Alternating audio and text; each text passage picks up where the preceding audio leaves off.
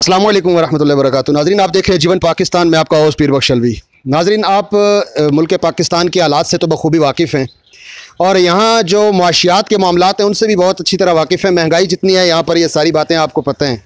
वो सारी तमयीज़ बांधना और तफसील बयान करना मेरे लिए जो है ना बहुत नामुमकिन सी बात है कि इतनी ज़्यादा तफसील बयान करूँ, बहुत ज़्यादा देर लग जाएगी। तो इन हालात में जो हमारे इमाम मस्जिद है ना, उनकी तनख्वाहें इस तरह से हैं। बाकी सब तनख्वाहें अपनी जगहों पर हैं, लेकिन जो इमाम मस्जिद हैं उनकी तनख्वाहें इस तरह से हैं कि बमुश्किल घर का ख़र्चा भी उनसे नहीं चलता है। अगर इमाम साहब पेट्रोल डलवाएं ना मस्जिद तक जाने या इधर उधर, तो बाइक का पेट्रोल भी उससे पूरा नहीं होता है। जो तनख्वाहें हमने अपने इमाम साहबान के लिए, जो हमने पेश इमाम है ना, उनके लिए मुख्तस की हुई हैं, बहुत ज़्यादा कम है। तो इस चीज़ को देखते हुए मैंने देखा है कि हमारे यहाँ बहुत सारे उलमा और बहुत सारे लोग इस वजह से बेरोज़गार होते हैं और परेशान होते हैं कि यार क्या करें, किधर जाएं। तो हमारे इस इलाके में कुरैशी टाउन के अंदर इसी तरह हमने एक इमाम साहब को देखा है कि हालात और महंगाई से, इस हालात में परेशान होकर उन्होंने बजाय इसके कि वो इस चीज़ का रोना रोते, बैठ के परेशान होते, तो उन्होंने एक बिज़नेस स्टार्ट किया है।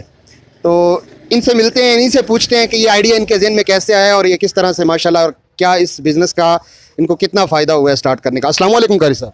वालेकुम सलाम वरहमतुल्लाहि वबरकातुहू। माशाल्लाह। कारी साहब, क्या नाम है आपका? मेरा नाम मोहम्मद हामिद है। माशाल्लाह। हामिद भाई, ये बताएं कि आप के माशाल्लाह इमाम मस्जिद है हमारे इलाके के आप, तो ये बिज़नेस का आइडिया कैसे आपके जहन में आया कि फ़जर के बाद आपको देखते हैं माशाल्लाह 9-10 बजे आपने ये पानी यहाँ पर लगाना शुरू कर दिया है शरबत का, तो ये आइडिया किस तरह से जहन में आया? ये जी इस वजह से मेरे जहन में आया है कि हमारे पास जब तनख्वाह वगैरह की कमी हो तो हमें जो है ना, इस मस्जिद से हमें छुड़ावा भी दिया जाए, तो ताकि हमें परेशानी ना हो। हमारे पास दूसरा काम मौजूद होना चाहिए, तो हमें टेंशन नहीं होनी चाहिए। इस वजह से हमने ये काम शुरू कर दिया है। माशाल्लाह, कारी साहब ने बहुत ज़बरदस्त बात की कि अगर किसी वजह से हमें ये पेश इमाम की जो मनसब है इसको छोड़ना भी पड़े, अगर ये ड्यूटी छोड़नी पड़ जाए तो उसमें हमें परेशानी ना हो, कारी साहब परेशानी ना हो और हमारे पास मुतबादल मौजूद हो पहले से ही बिज़नेस। तो कारी साहब, ये कितने पैसे लगा के माशाल्लाह आपने ये स्टार्ट कर लिया है? कोई इसका है आपके पास तखमीना कि कितने पैसे लगाए हैं? तकरीबन इस पे जो है ना हमारा 15 से 20 हज़ार का ख़र्चा हुआ है तकरीबन। तो हमने इसमें इसको स्टार्ट किया है, तो अभी कुछ हमने कर्ज़ भी लिया हुआ है, वो भी देना है हमने। तो अभी जो हमने लगा लिया तकरीबन इतने हमने लगा लिए हैं।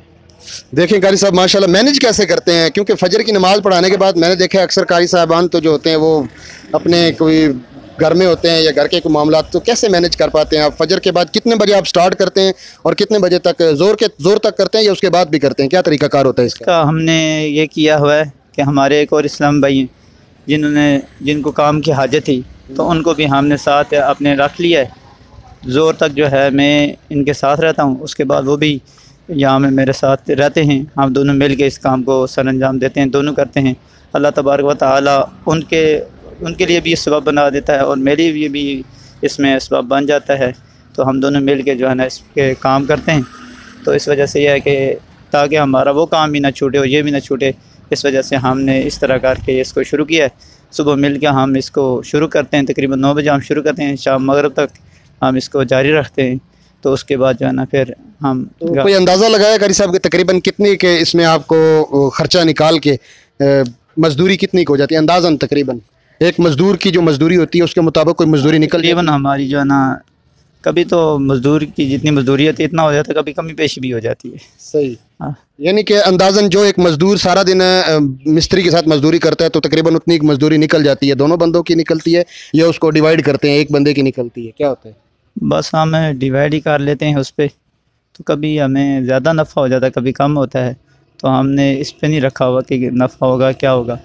तो हमने अल्लाह ताला पे भरोसा रख के हमने इस काम को शुरू किया है। अल्लाह ताला जितना हमें दे दे, हमारी ज़रूरत तक से बढ़कर रब तबारक ताला में अता करता है। कारी साहब, आप दूसरे जो हमारे देखने वाले ऐसे इमाम साहिबान बहुत सारे ऐसे होंगे जो अपनी कमेटियों के साथ इस वजह से झगड़ते हैं, जी हमारी तनख्वाह नहीं बढ़ाते, जो अपनी कमेटी की शिकायतें करते हुए हमें नज़र आते हैं।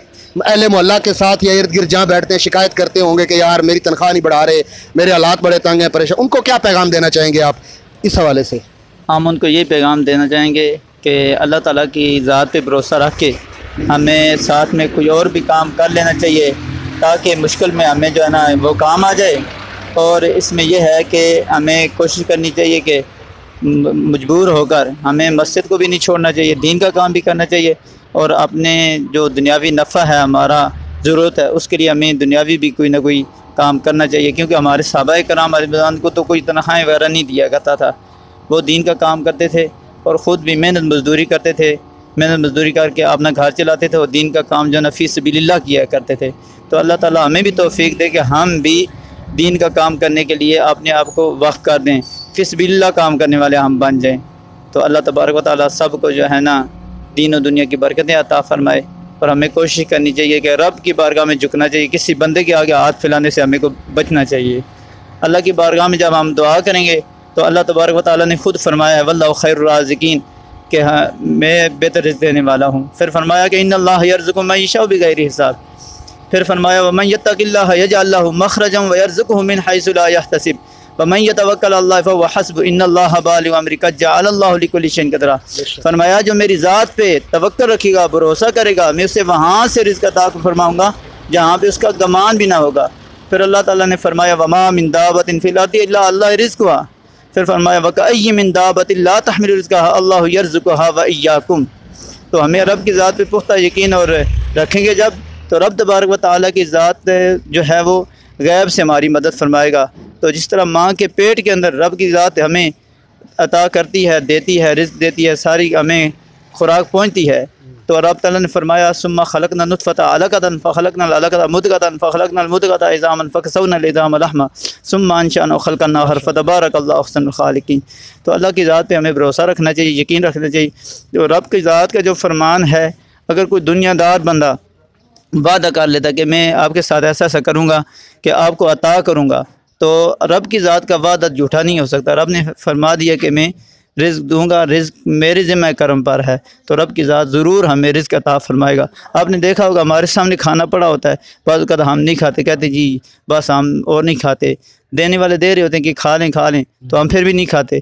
जो हमारे नसीब में होता है वही हम खाते हैं, वही हमारे नसीब में आता है। तो अल्लाह ताला से दुआ है कि अल्लाह अज़्ज़ा वजल्ल हमें अमल की तौफ़ीक़ अता फ़रमाए और अल्लाह की ज़ात पे पुख्ता यकीन और ईमान रखने की तौफ़ीक़ अता फ़रमाए। ज़बरदस्त कारी साहब। देखा नाजरीन, आपने कारी साहब ने बहुत ज़बरदस्त मिसाल दी कि हमें असहाबा कराम की ज़िंदगी से सीखना चाहिए कि वो तो कोई तनख्वाहें वगैरह नहीं लेते थे, या उनके बाद भी आप देखें अगर ये एक सदी पीछे चले जाते हैं तो हमारे जो पेश इमाम होते थे वो अपना कोई ना कोई छोटा मोटा उन्होंने बिज़नेस किया होता था, खेती बाड़ी का ज़माना था, खेती बाड़ी करते थे या इस तरह के कोई ना कोई मेहनत मजदूरी करके अपना निज़ाम चलाते थे, और जो पेश इमाम होते थे फ़ी सबीलिल्लाह दीन की खिदमत करते थे।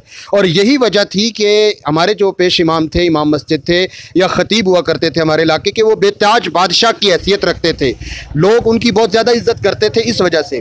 तो अब चूँकि इमाम जो हमारे हैं मसाजिद के, वो एक तनख्वाह पर ही अपने आप को उस रख लिया उन्होंने, और कि जी कमेटी तनख्वाह देगी तो उस पर निज़ाम चलेगा, इस निज़ाम के अंदर अपने आप को महदूद कर लिया है। तो इस महदूद करने से अब मैं एक बहुत ज़्यादा सख्त जुमला बोलने जा रहा हूँ, शायद जो लोगों को बहुत बुरा भी लगे, कि ये आम रूटीन में बोला भी जाता है कि जिसको घर से दूसरी मरतबा सालन नहीं मिलता है ना, वो भी आके इमाम पे अफसर लगा होता है। जिसको घर वाले नहीं पहचानते हैं, जिसकी घर वाले नहीं सुनते हैं, वो आके इमाम पे अफसर लगा होता है। वो इमाम को बातें सुना रहा होता है कि जनाब ये ऐसे क्यों कर रहा है, तो वैसे क्यों कर रहा है। वजह क्या है कि वो इमाम उसको, जब वो अपने आप को इमाम ने पेश किया कि जी हमें तनख्वाह मिलेगी तो इससे हमारा निज़ाम चलेगा, तो वो इमाम को फिर इमाम नहीं समझते, माज़अल्लाह वो नौकर समझना शुरू कर देते हैं। तो फिर वो उसी तरह से रवैया इख्तियार करते हैं। बहुत ही अच्छे अंदाज़ में, बहुत ही आसान अंदाज़ में हामिद भाई ने माशाल्लाह आलिम दीन है, दरस निज़ामी किया हुआ है, और अब जो लोग इसको समझते हैं MA के बराबर ये डिग्री रखती है दरस निज़ामी। ये ज़हन में नहीं सोचा कि यार लोग मुझे क्या कहेंगे, लो जी मौलवी साहब इतनी किताबें पढ़ी था रेड़ियाँ तका लासो, ये नहीं सोचा है ज़हन में जनाब इतना पढ़ने के बाद आपने इतनी पढ़ाई क्यों की कि आप रेडी को धक्का लगाना है, नहीं, बल्कि मजदूरी की और खुद अपनी जो खुददारी है ना उसको ठेस नहीं आने दी, खुददारी ख़त्म नहीं की, मेहनत की और मेहनत के साथ आगे बढ़ें, और माशाल्लाह अल्लाह ताला इनके रिज़्क़ में बरकत डालेगा और मज़ीद आगे कारोबार बढ़ेगा। ना सिर्फ अपना सोचा, अपने साथ एक साथी को भी लगाया और उसके साथ ये मामला तय किया कि जो इसमें होगा हम इंशाल्लाह 50% डिवाइड कर लेंगे। एक इमाम साहब की सोच से 2 घरों का चूल्हा जलना शुरू हो गया है, और अगर ये हमारे सब इमाम इसी तरह से सोचना शुरू कर दें, छोटा मोटा करियाना, छोटे छोटे कोई बिज़नेस स्टार्ट कर दें ना, तो उनके साथ कोई ना कोई इसी तरह से दोस्त जुड़ जाएंगे और उनका भी भला हो जाएगा। तो इसी के साथ अपनी बात ख़त्म करते हैं। इस तरह की मज़ीद वीडियोज़ देखने के लिए देखते रहिए जीवन पाकिस्तान।